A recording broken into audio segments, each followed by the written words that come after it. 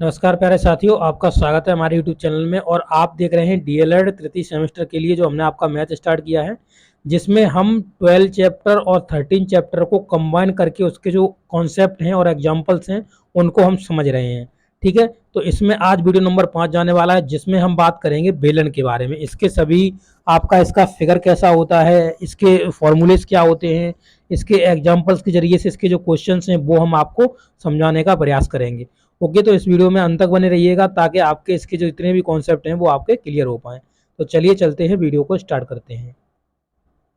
तो देखिए साथियों, ये आपका बेलन है जिसकी आप परिभाषा यहाँ पर देख रहे होंगे। लिखा हुआ है किसी आयत को उसके एक भुजा के परते घुमाने पर बने ठोस लंबवृत्तीय बेलन जो बनता है ठोस, उसको लंबवृत्तीय बेलन कहते हैं। जैसे कि एक आयत है, जैसे इस तरीके से एक आयत मान लिया, इस तरीके से एक आयत मान लिया और इस भुजा पर हमने इसे पकड़ लिया यहाँ से और यहाँ से। ठीक है, अब इसे हमने घुमाया, तो इसे जब हम गोल गोल सर्कल में घुमाएंगे, जैसे ये इस तरीके से जाएगा, इस तरीके से चलेगा, इस तरीके से, तो ये क्या फिगर बन के आएगा, तो ये फिगर बन के आएगा लंबवृत्तीय बेलन का फिगर बन के आएगा। और एक भुजा को पकड़कर हमने इस भुजा को पकड़कर इसे घुमाया है। किस भुजा को पकड़ के घुमाया है, देखिए इस भुजा को पकड़कर हमने इसे घुमाया है गोल गोल, तो ये क्या बन जाएगा आपका लंबवृत्तीय बेलन के रूप में, ये फॉर्मेट में आ जाएगा। तो इस तरीके से हमें घुमाना है। तो जब जो हमें ठोस मिलता है, यानी ये जो हमें संरचना मिली, यही हमारा लंबवृत्तीय बेलन कहलाता है।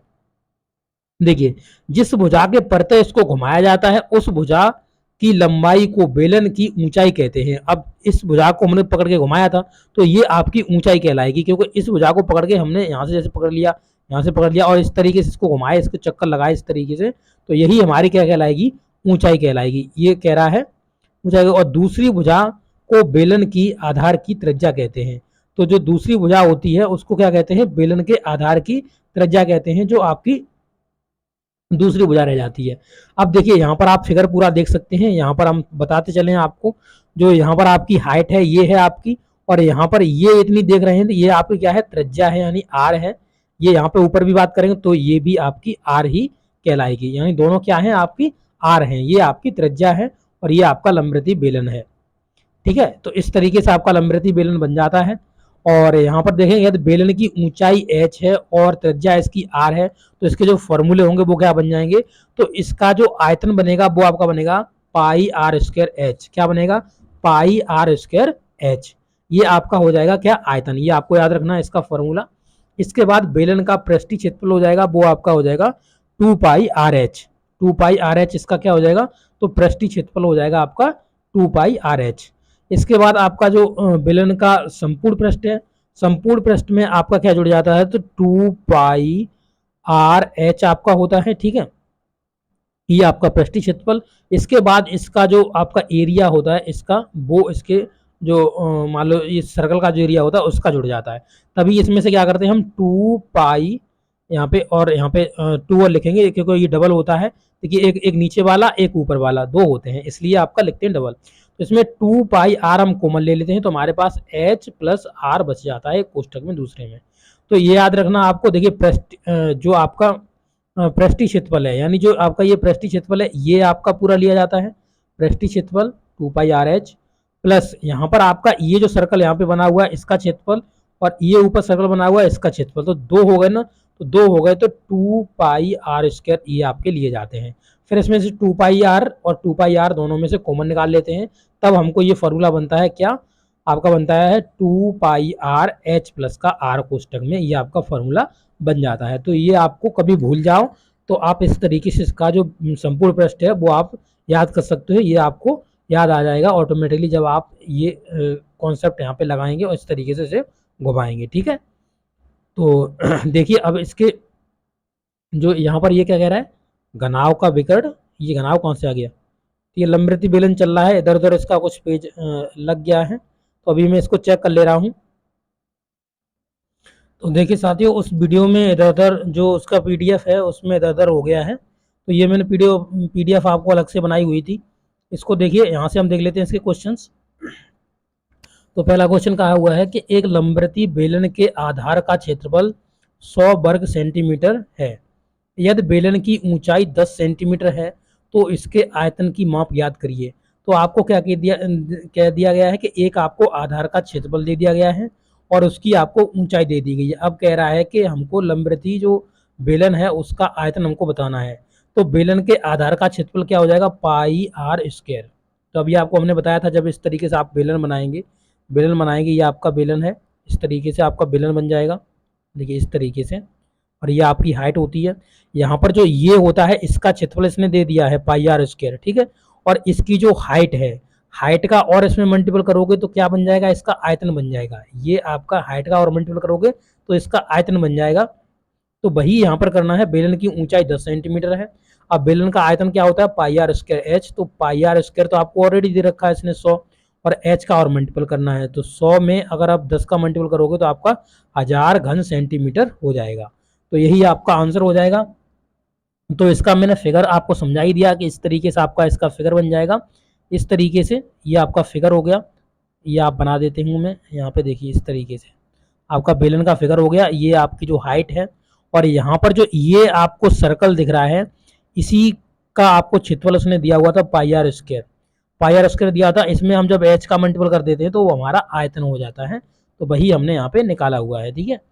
अब क्वेश्चन नंबर 2 देखेंगे। क्वेश्चन नंबर देखिए 2 में क्या कहा हुआ है, कह रहा है कि लंबवृत्तीय बेलन के ड्रम का व्यास, जो व्यास दिया गया है वो 55 सेंटीमीटर दिया गया है तथा इसकी लंबाई 120 सेंटीमीटर है। तो उस ड्रम में कितने लीटर पानी आएगा, यानी उसकी जो कैपेसिटी होगी, जो उसकी धारिता होगी ड्रम की, कितने लीटर वो पानी ग्रहण कर सकता है। तो बेलन का व्यास आपको 55 सेंटीमीटर दिया है। यहाँ से हम निकाल लेंगे त्रिज्या को। तो त्रिज्या निकाल ली, 27.5 आपकी त्रिज्या आ गई। 55 में आप 2 का भाग दे दीजिए, क्योंकि जो व्यास होता है वो त्रिज्या का दोगुना होता है। तो हमें अगर त्रिज्या निकालनी है तो हमको 2 का भाग देना होता है। लंबवृत्तीय बेलन की लंबाई 120 सेंटीमीटर दी गई है। अब हमको क्या करना है, बेलन का आयतन निकालना है। लंबाई का मतलब ऊंचाई हो गया इसका, ठीक है। तो बेलनाकार ड्रम का आयतन क्या आ जाएगा, पाई आर स्क्वायर। आर स्क्वायर की जगह इसने 2 बार लिख दिया है, 27 इंटू 27। ये आप इसका फॉर्मूला इसने लिखा पाई आर स्क्वायर, एच आपका फॉर्मूला होता है पूरा। इसके बाद एच की जगह 120 लिख दिया, क्योंकि इसकी जो लंबाई की बात कर रहा है ना वो एच का काम करेगी यहाँ पर। तो आपका 120 लिख दिया है। जब इसका आप मल्टीपल करोगे तो आपका आ जाएगा कितना, 28,000। ये 28 से ज्यादा पहुंचेगा, इकाई, दाई, सैकड़ा, हजार, 10,000, लाख, यानी 2,85,214 सेंटीमीटर क्या हो जाएगा आपका, घन सेंटीमीटर आपका हो जाएगा। अब 1000 घन सेंटीमीटर बराबर 1 लीटर होता है। ये मैंने आपको पहले ही बताया हुआ था, जब पहले कॉन्सेप्ट आया तब हमने आपको ये समझाया हुआ था। तो ड्रम में पानी की क्षमता हमें हमका लीटर में निकालनी है, तो हमको 1000 का इसमें डिवाइड दे देना होगा। तो जब हम 1000 का डिवाइड करेंगे तो आप देख सकते हो ये जो 3 जीरो हैं, तो यानी इधर से पीछे से लेकर के 3 स्थान बाद आपको पॉइंट लगा देना है। तो 1 2 3 बाद इन्होंने देखिए पॉइंट लगा दिया है। तो यही आपका आंसर हो जाएगा, यानी 285.214 लीटर आपका क्या हो जाएगा, इसकी जो कैपेसिटी होगी, जो धारिता होगी वो आपकी हो जाएगी। आप उदाहरण नंबर 3 देखिए, कह रहा है लंबवृत्तीय बेलन का वक्रपृष्ठ आपको दे दिया गया है 100 आपका 40 पाई दे दिया गया। तो आप वक्रपृष्ठ आप जानते हो 2 पाई आर एच होता है। तथा आधार का व्यास, व्यास यानी आपको दे दिया है 2r। 2r आपको दे दिया कितना, 20। यहाँ से आपको r निकालनी है तो आपकी r 10 आ जाएगी, 2 से काट दोगे इसे तो r बराबर आपकी कितनी आ जाएगी, 10 आ जाएगी, ठीक है। अब जो बात कर रहा है, कह रहा है कि हमको ऊंचाई चाहिए। तो ऊंचाई हम वक्रपृष्ठ से निकाल लेंगे, क्योंकि 2 पाई आर एच तो वक्रपृष्ठ ही होता है। तो वक्रपृष्ठ बराबर दिया है आपको 140 सेंटीमीटर, व्यास आपको दिया 20 सेंटीमीटर। यहाँ से त्रिज्या निकाली आपकी 10 सेंटीमीटर निकल आई। अब वक्रपृष्ठ का जो सूत्र होता है हमने आपको बता दिया कि वक्रपृष्ठ का जो सूत्र होता है वो होता है आपका 2 पाई आर एच। तो 2 पाई आर एच वक्रपृष्ठ में है, तो इसी का हमको क्या करना है, अब इसमें देख सकते हैं यहाँ पर हमको क्या करना है, यहाँ पे देखिए लगा दिए इसको 140 पाई ये दिया गया है और 2 पाई आर एच आपका है। तो यहाँ से आप क्या करेंगे, देखिए पाई से पाई कट जाएगा और यहाँ पर आप देखेंगे तो आपका एच बराबर आ जाएगा कितना।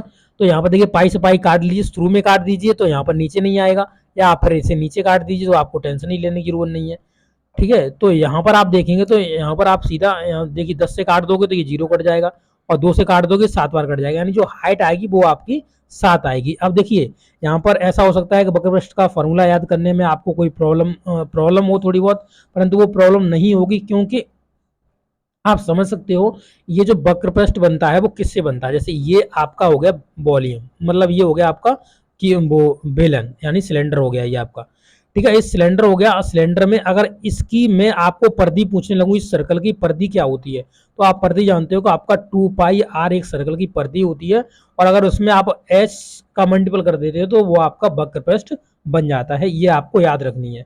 और संपूर्ण पृष्ठ में हमने आपको बताया था, तो इसका भी आपको ले लेना होता है, दोनों का क्षेत्रफल जोड़ देना होता है संपूर्ण पृष्ठ के लिए। तो इस तरीके से आपका निकल जाएगा कितना, 7 सेंटीमीटर। अगला क्वेश्चन देखें, देखिए अगले क्वेश्चन में कह रहा है क्या कि एक लंबवृत्तीय बेलन है, बेलनाकार है बर्तन, उसमें उसका जो मतलब कैपेसिटी है उसकी, यानी एक 2160 घन सेंटीमीटर पानी आता है, उसकी जो कैपेसिटी है। यदि उसके आधार का व्यास 24 सेंटीमीटर हो, अगर आधार का जो व्यास है यानी जो बेस है उसका व्यास है, यानी ये आपका 2r दिया हुआ है, बेलन की ऊंचाई याद करनी है, तो आपको बेलन की ऊंचाई याद करनी है। इससे आप क्या करना है, आपको इसको चाहे तो आप इसी में छोड़ दिए, वो सेंटीमीटर में है तो इसी से कर लेंगे, कोई टेंशन नहीं होगी। एक बेलनाकार बर्तन का जो आपका यहाँ पर जो आयतन दिया गया है वो 2100 आपको 60 बर्तन का दिया गया है।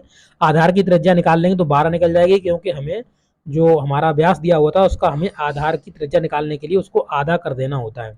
अब लंबवृत्तीय बेलन का आपको आयतन पता ही है, तो आयतन आप लगा देंगे πr²h। तो πr²h में आप 2160 इधर दिया गया है, 22/7 पाई का वैल्यू रखा जाता है, इंटू में आपका आ जाएगा कितना, 12 का स्क्वायर इंटू में h। तो जब इसे आप सॉल्व कर रहे होंगे तो h बराबर आप अगर लिखेंगे तो ये सभी चीज इधर जो इधर मल्टीपल कर रही है उधर जाके भाग देने लगेगी, और इधर जो भाग दे रही है उधर जाके मल्टीपल करने लगेगी।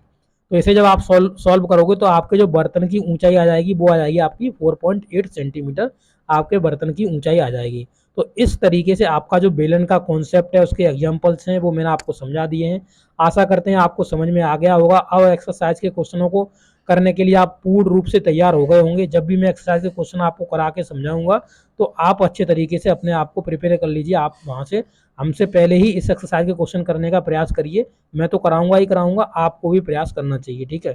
तो अगले वीडियो में हम बात करेंगे आपका लंबवृत्तीय शंकु के बारे में। तो इस वीडियो में आपका बात करा बेलन के बारे में यानी सिलेंडर के बारे में। ओके, तो ये वीडियो आपको कैसा लगा है, अच्छा लगा तो अपने दोस्तों के साथ जरूर शेयर करिएगा। मिलेंगे नेक्स्ट वीडियो में। Okay, thank you.